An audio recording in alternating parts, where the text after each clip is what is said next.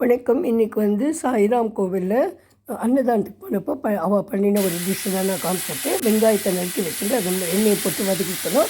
அதே மாதிரி ஒரு 1/4 கிலோ 1/2 கிலோ கத்திரிக்காய் இதையும் வதக்கிக்கணும்.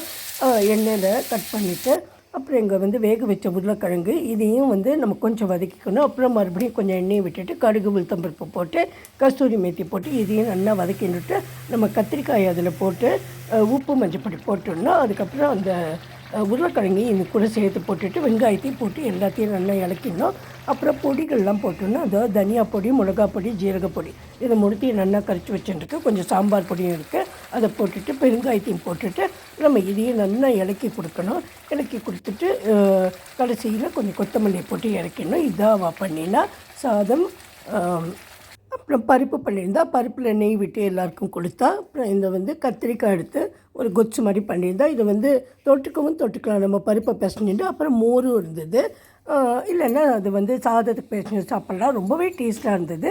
ஒவ்வொரு வாரமும் நான் போனால் கூட நான் சாப்பிட மாட்டேன். இப்போ அந்த ஓனர் சொன்னார் இந்த தடவை கண்டிப்பாக நீங்கள் சாப்பிட்டுட்டு தான் போகணுன்னு.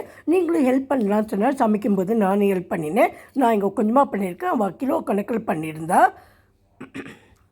டேஸ்ட்னால் அவ்வளவு டேஸ்ட்டாக இருந்தது. என்னதான் இருந்தாலும் சாயியோட பிரசாதம் இல்லையா, அன்றைக்கி வந்து நான் சாப்பிட்டுட்டு வந்தேன். இதை வந்து நம்ம ஃப்ரெண்ட்ஸோடு நம்ம வந்து ஷேர் பண்ணிக்கலாம்னு சொல்லி சிம்பிள் தான், ஆனால் உங்கள் கூட ஷேர் பண்ணிட்டுருக்கேன். Thank you friends. பிடிச்சிருந்தால் சப்ஸ்கிரைப் பண்ணுங்க, லைக் பண்ணுங்க. தேங்க்யூ.